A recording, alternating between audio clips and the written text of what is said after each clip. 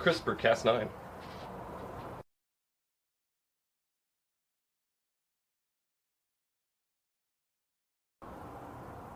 CRISPR-Cas9 is a genome editing tool that is creating a buzz in the science world.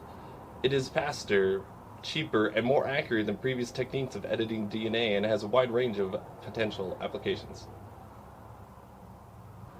CRISPR-Cas9 is a unique technology that enables geneticists and medical researchers to edit parts of a genome by removing, adding, or altering sections of the DNA sequence.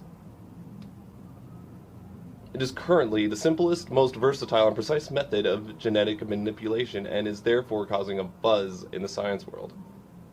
The CRISPR-Cas9 system consists of two key molecules that introduce change, mutation into the DNA.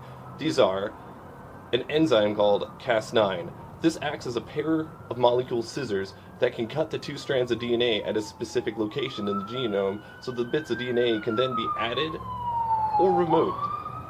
A piece of RNA called gRNA. This consists of a small piece of pre-designed RNA sequence about 20 bases long located within a longer RNA scaffold. The scaffold part binds to DNA and the pre-designed sequence guides Cas9 to the right part of the genome. This makes sure that the Cas9 enzyme cuts at the right point in the genome. The guide RNA is designed to find and bind to a specific sequence in the DNA. The guide RNA has RNA bases and are complementary to those of the target DNA sequence in the genome. This means that, at least in theory, the guide RNA will only bind to the target sequence and no other regions of the genome. Cas9 follows the guide RNA to the same location in the DNA sequence and makes a cut across both strands of the DNA. At this stage, the cell recognizes that the DNA is damaged and tries to repair it. Scientists can use the DNA repair machinery to introduce changes to one or more genes in the genome of a cell of interest. Target sequence, guide RNA, Cas9, mutation.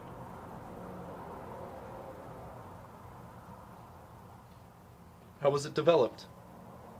Some bacteria have a similar built-in gene editing system to the CRISPR-Cas9 system that they can use to respond to invading pathogens like viruses, much like an immune system. Using CRISPR, the bacteria snip out parts of the virus DNA to keep a bit of it behind to help them recognize and defend against the virus next time it attacks. Scientists adapted the system so that it could be used in other cells from animals, including mice and humans.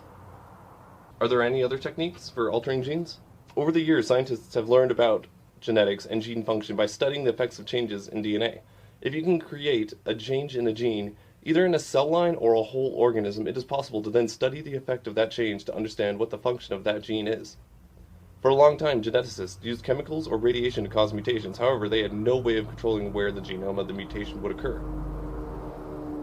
For several years, scientists have been using a gene targeting to introduce changes in specific places of the genome by removing or adding either whole genes or single bases. Traditional gene targeting has been very valuable for studying genes and genetics. However, it takes a long time to create a mutation and is fairly expensive. Several gene editing technologies have recently been developed to improve gene targeting methods, including CRISPR-Cas9 systems, transcription activator-like effector nucleases, TELNs, and zinc finger nucleases, ZFNs. The CRISPR-Cas9 system currently stands out as the fastest, cheapest, and most reliable system of editing genes. Are there any implications? CRISPR-Cas9 has a lot of potential as a tool for creating a range of medical conditions that have a genetic component, including cancer, hepatitis B, or even high cholesterol, heart disease, poor eyesight. Any changes made in the germline cells will be passed on from generation to generation. It has important ethical implications. Carrying out gene editing in germline cells is currently illegal in the UK and most other countries. By contrast, the use of CRISPR-Cas9 and other gene editing technologies in some cells is uncontroversial. Indeed, they have been used to treat human disease on a small number of exceptional and/or life-threatening cases. CRISPR-Cas9, is there a future? Likely to be many years before CRISPR-Cas9 is used routinely in humans. Much research is still focusing on its use in animal models or isolated human cells, with its aim to eventually use the technology routinely to treat human diseases. There's a lot of work focusing on eliminating off-target effects, where the CRISPR-Cas9 system cuts out a different gene to the one that was intended to be edited. In most cases, the guide RNA consists of a specific sequence of 20 bases. These are complementary to the target sequence in the gene to the edited. However, not all 20 bases need to match for the guide RNA to be able to bind. The problem with this is that a sequence with, for example, 19 of 20 complementary bases may exist somewhere completely different in the genome. This means that there is potential for the guide RNA to bind there instead of, or as well as, the target sequence. The Cas9 enzyme will then cut at the wrong site and end up introducing a mutation in the wrong location. While this mutation may not matter at all to the individual, it could affect a crucial gene and another important part of the genome. Scientists are keen to find a way to ensure that the CRISPR-Cas9 binds and cuts accurately.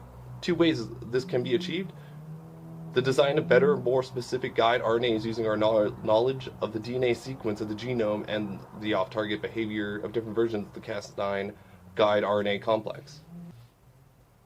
The use of a Cas9 enzyme that will not only cut a single strand of the target DNA rather than the double strand. This means that the two Cas9 enzymes and two guide RNAs have to be in the same place for the cut to be made. This reduces the probability of the cut being made in the wrong place. So we had a rundown of what CRISPR-Cas9 is. Gene editing in its simplest form. How could we apply this, though, for the future of humanity? So, there's plenty of organisms out there that can theoretically live forever, or until they get smashed or eaten. So theoretically, there's a few organisms out there who can live forever. We've got the ever-growing lobster. There's a jellyfish. Have you seen these guys? Cut them in half, they regenerate. What if we could map out their genomes, take a bit of it, and add it to ours? We'd have humans running around for 200 years, 300 years, an eternity until an asteroid hit us or something. What about perfect eyesight? What if we wanted giants? It's very controversial. What do you guys think? Please leave your comments below. Love to hear. Shit. And we'll edit all that. Shit. Shit. Shit. Shit. Shit. Shit. Shit.